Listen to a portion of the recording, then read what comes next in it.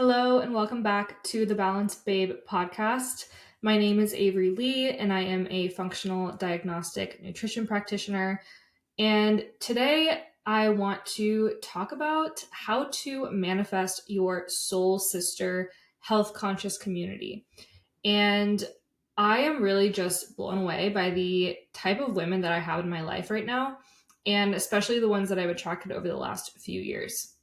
And I really think that has to do a lot with the focus that I've put onto myself, my health, my self development, and really just creating a deeper connection with my body and how I feel about myself. And that's helped me to attract the women that have similar values and that are interested in the same things. And my goal is to give you guys some really tangible tips and ideas of how to find your soul community so that you can hang out with your friends and leave feeling more energized than when you first started talking.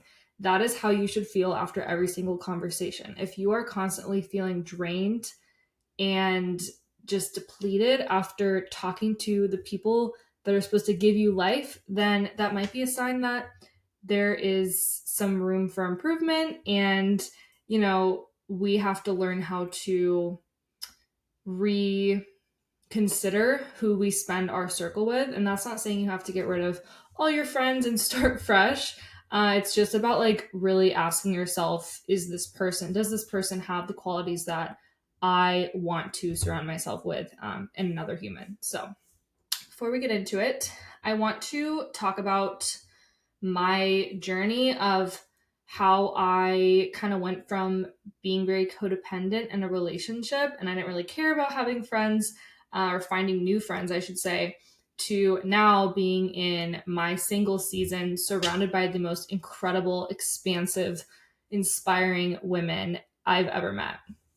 So growing up, I was in high school, I had a lot of different types of friend groups. I wouldn't say I was popular or anything, but I had my friends that I was really close with. We would do a lot of things together. We definitely partied and would drink here and there. I didn't do drugs. I didn't even have my first sip of alcohol till I was 16. And so I had this kind of core group and one-off friends here and there. And then when I went to college, I met a couple other best friends. So, and then I had a couple friends from high school that also went to college with me. So I had probably a core group of 6 really good friends. And so I had also gotten into a relationship, a pretty serious relationship right after college. And around that time, all of my friends kind of moved across the country to pursue their careers and everything. So I had one or two people that I would hang out with, and then I had my relationship. And I really didn't care about meeting other people.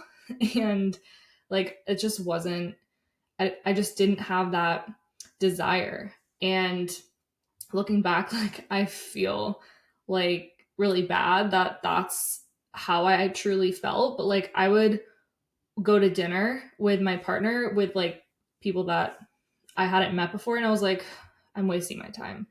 What's the point of this? I'm never going to talk to them again. It was a very selfish mindset. And after that relationship ended, I really entered my single season and I did a lot of soul searching and really questioning what type of people I wanted to surround myself with. And I had found a really great group of friends in Tampa. And so I would hang out with them every week. It was a pretty large group, guys and girls. And we would go to the same bars, the same restaurants, and we were drinking every single weekend. We'd have the same conversations. That's a big one. If you notice yourself having the same conversations or only reminiscing on the past, then there might be some misalignment there. So that's what was happening. And I felt like my soul was just craving deeper connection and craving expansion and new experiences. And so that was one of the reasons why I moved from Tampa to San Diego. I had always wanted to live in California. So that was like a lifelong dream of mine, but also I just felt kind of stuck in that spiral. And I'm still really close with one or two people in that group because we've been able to grow together. But overall, I don't really talk to any of those people anymore. And the funny part is, like, if you ever look back, like from high school reunions or maybe old friend groups, sometimes you can see the same people doing the same exact things. They're still going to the same bars, they're still going to the same places and having the same habits years later. And so I'm just really grateful that I was able to remove myself from that. And that's not to say that they're right or they're wrong and I'm right. That was just what my soul was craving.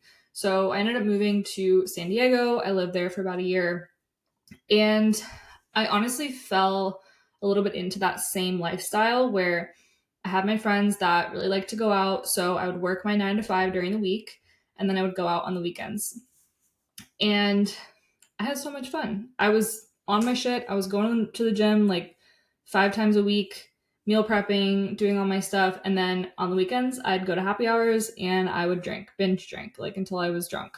I never would like black out or anything crazy, but definitely more than I should have been drinking. And so that kind of lasted for a few months until I really just got a wake up call. And I was like, I had talked about this on another podcast, but I noticed my hair started to fall out in the shower. And I was like, okay, something is off. And clearly, like, we need to reevaluate. And so I had gotten some lab testing done and realized my thyroid was off and my body was just really under a lot of stress. And it kind of cascaded down through there. And that kind of led more into my health journey, my deeper healing, spiritual work, and obviously the holistic health healing as well. And so throughout that process, I started to really get picky on who I surrounded myself with. And I remember I would hang out with someone, I would go on like Bumble BFF dates in San Diego, and I would be like, nope, it's not it. And then I would just not talk to them again. And then the next person, I was so crystal clear on who I wanted to become. And I was not going to surround myself with people that didn't inspire me and didn't resemble the qualities that I wanted to be. And that might sound harsh. You might be like, damn, that's kind of, that might have come across the wrong way. But to me, like, my thinking is, I am not going to be able to show up as my best self. I'm not going to be a good friend to someone that I don't fully 100% respect. If there's something about their lifestyle that I just can't get past, or it doesn't inspire me and I'm just like hanging out with them because they're nice, that's not a real friend. Like, I want to inspire my friends. I want my friends to inspire me. I want this to be a mutually beneficial relationship, right? And obviously we're not always going to be in this high vibe energy, right? But being able to have the same values and some of the same habits and be that like high level of support for each other was what I was really craving. And so I ended up meeting a couple people in San Diego that I developed really, really strong connections with. And one of my friends, Bianca, so I met her through a mutual friend. It was a guy friend, and he introduced me to his best friend, and then his best friend's girlfriend was Bianca. And so I was just in her wedding last fall, and we developed our relationship. We bonded a lot over health because she's also in the health industry, and it just became this really supportive relationship where it was like we would send audio messages all the time, and it was basically like a therapy session. It was like, this is what I'm going through, how can I support, and then vice versa. And that was a slow burn. And I think like the thing is, we get frustrated that we're not surrounded by the people we want yet, and we're like, where are those friends, where's that partner?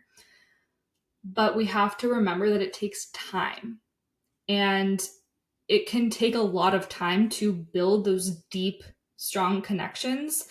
And that can take months. Like, I remember I lived in San Diego for a year, and I met Bianca like right after I moved there. We didn't start to get really close until after I left San Diego.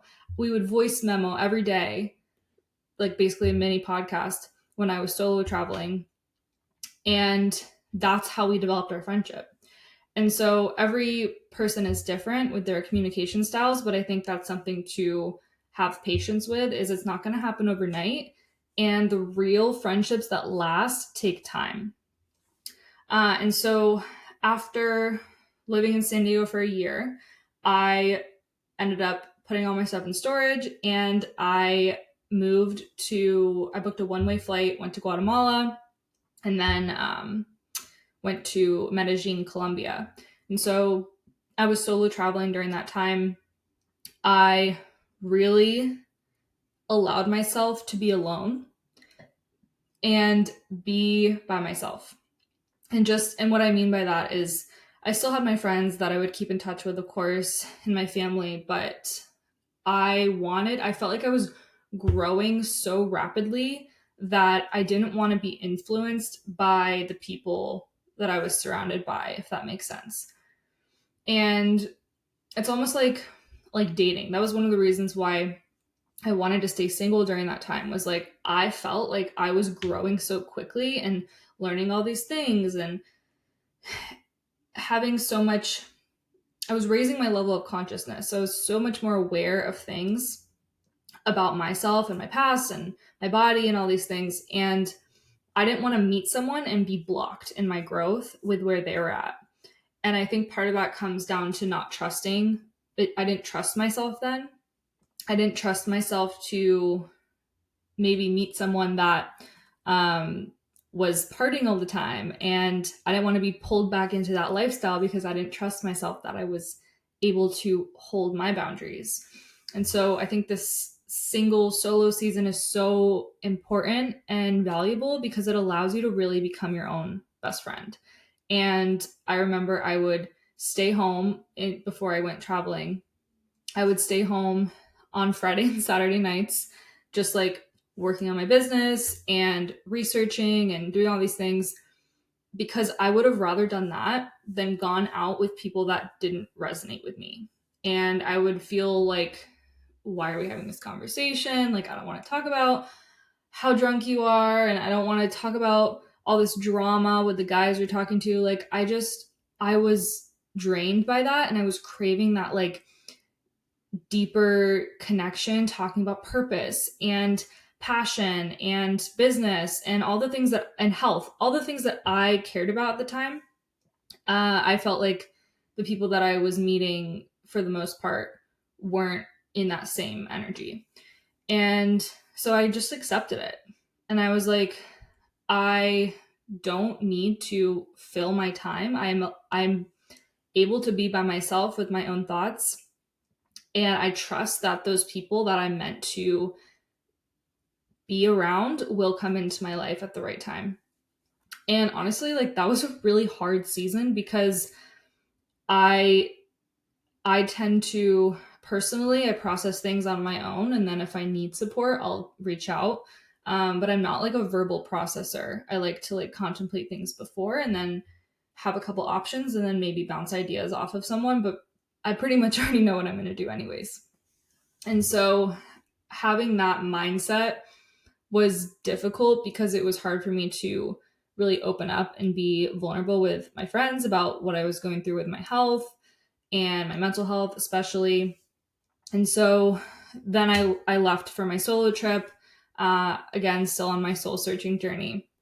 And so what I want to emphasize is it's okay if you don't have those friend groups yet, or if you have a couple really good friends but you're craving more. It's okay. And trusting that it's going to happen. And sometimes all you need to do is ask the universe, ask God to bring those people into your life, whether that's a relationship or a friendship.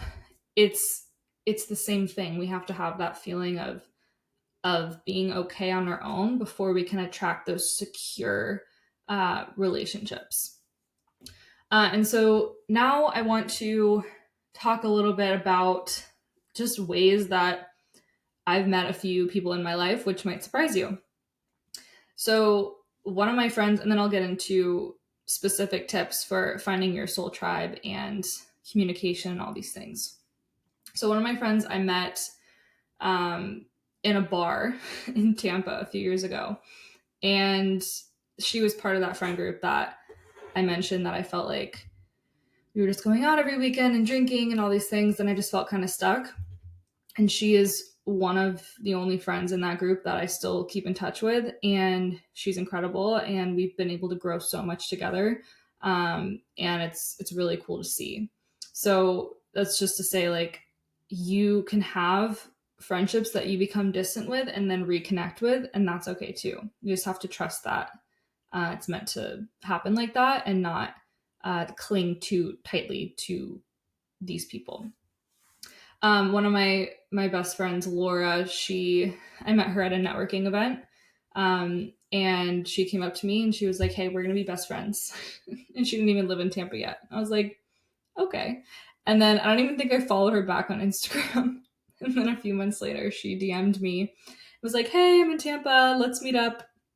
And then we met up for like matcha, and she met for coffee. I met for matcha. And after that, we just started hanging out like once a week or so. And then it's quickly turned into like I see her like almost every day now. And then I mentioned Bianca, my friend Alyssa, and Sierra. I met them through Instagram. I just slid into their DMs. Alyssa I had been following since high school, and I finally reached out like a little over a year ago, or less than a year ago. And I was like, "Hey girl, I feel like we have a lot in common. Would you want to meet up for dinner?" And did not think she would answer me. She has like 100,000 followers and I had like 1,000. And I was like, there's no fucking way. But I was like, why not? And so she replied and she was like, "Hey, yeah, I'd love to." And so we met up. I drove like an hour to meet her. And then it was like we had known each other for years. And now she's literally my best friend. She's an incredible human.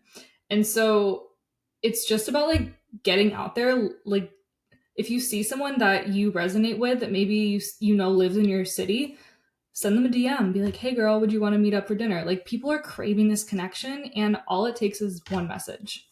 Someone else I met, my friend Katie, I met her at a dinner that was organized by a local Facebook group. And so there's just so many ways. So getting into that, here's just some ideas if you're looking for strategies, because that's how I work. I want to understand exactly how, not just be like, "Oh, I'm going to manifest my friends," and then now what? So the first step is to get really clear on the type of women you want to surround yourself with. And so one of the ways you can do this is writing down on a piece of paper, Manifestation 101. I want to surround myself, let me backtrack. I am surrounded by incredible women who fill me up, inspire me, motivate me. I can go to them for anything. I feel amazing after our conversations. I feel lit up. This is what it's all about. So getting really descriptive on the types of friendships you have, and, trying to imagine yourself in that environment surrounded by these types of women. Number 2 is to become who you desire to attract. This is a little bit of a truth bomb, and I'm sorry if it comes across the wrong way, but like, people don't want to be friends with you if you, let me give you an example. When I was working my 9-to-5, I desperately wanted to be surrounded by a bunch of entrepreneurs that were making millions of dollars, and that, I was like, "Oh, I want to do that." And I had no idea, first of all, how to even get in the rooms with those people. But also, like, you have to have some level of respect. You have to have that conviction and that confidence on your own, but also you have to be able to provide value for women that are on that level.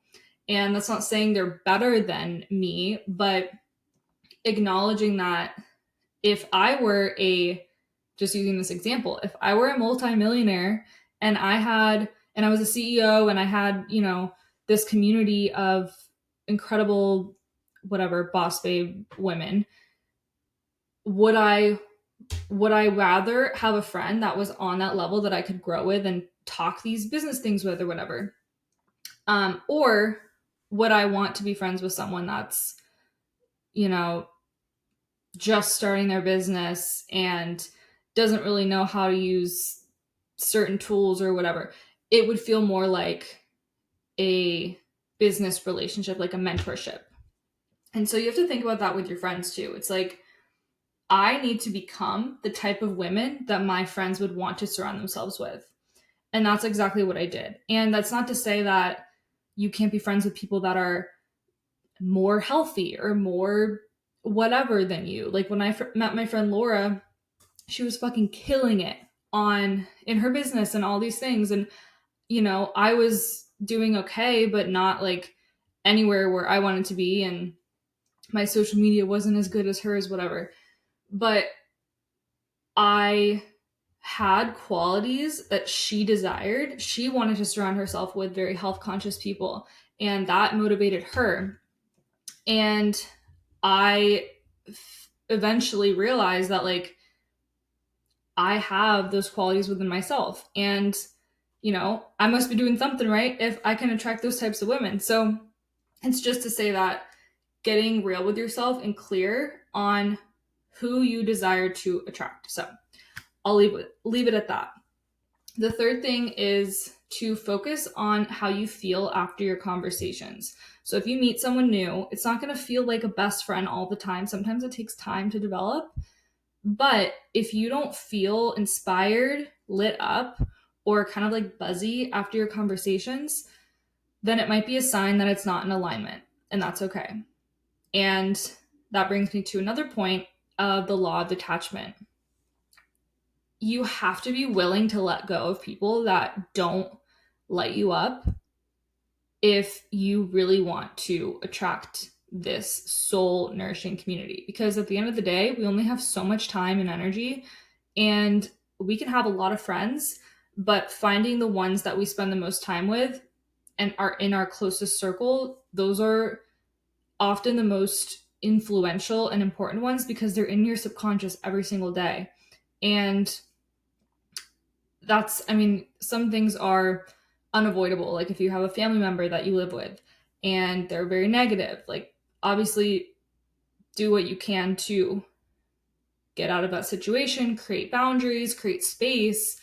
But it's just really important to understand that it's okay if you're not as close with someone that you don't resonate with as much, because you never know what's going to happen in the future. Maybe they'll go on their growth journey and then you'll both be able to come together and build a new relationship or friendship. And then the next one, which I mentioned already, is sliding into the DMs. Like, worst case scenario, they don't answer or they say, no, I'm good, which has never happened. So you have nothing to lose, basically. And next one would be to check local Facebook groups for local meetups in your area. So you can search women's meetups in your city, health conscious girls in your city, and just look through the posts and see if anyone's created any events. You can also check on Eventbrite or the Meetup website. Look at local yoga studios, wellness events. That's a great way to meet people. If you're an entrepreneur, you can search local women's networking events and you can have business conversations and find friendships all in one. Another thing you can try is to make a Facebook post in a local group and organize a dinner or an event. When I first moved to Tampa, I made a post in one of the local Tampa groups here. And I was like, hey, I just moved back to Tampa. If anyone wants to grab dinner, this is what I do for work. just showing that I'm like very health conscious. And I had 12 people show up to the first one, and then I had a couple other events after that. And now I have a Facebook group with like a private Facebook group that I created off of that with over 100 people, but I don't really know what to do with it right now, so we're just keeping that on this side. But yeah, so like it doesn't have to be hard, and all you have to do is try.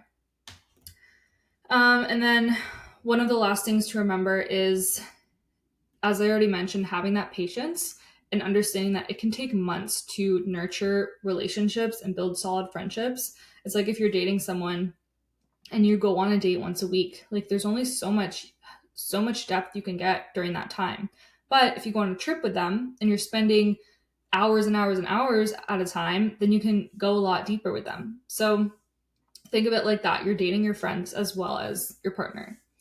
And then the last one I'll leave you with is acknowledging that being alone is okay. And as I already mentioned, it is better to hang out with yourself and be alone on a Friday night than hang out with people who suck your soul. All you have to do is ask God to bring the right people into your life and trust that they are coming to you even when you can't see the evidence. That is where faith comes in. And so if you're in your solo season right now, trust that it's okay. Try some of these tips to go meet those women. And it's so fun to do it together, like going to workout classes together, finding nice restaurants and go getting mocktails or whatever you want to do. And it might take some time. You're dating. You're dating to find your best friends. And just try to have fun with it. And yeah, I hope that was helpful. I tried to give you guys a lot of tips. If you have any other ideas or ways that you've met your soul sister tribe, please let me know and I will share them. Just send me a DM on Instagram at Aligned by Avery. And thank you so much for listening. If you would be so kind to rate my podcast on Apple Music or Spotify, it'll take you 5 seconds. I would appreciate that so much. And yeah, I will see you on the next episode. Thank you so much.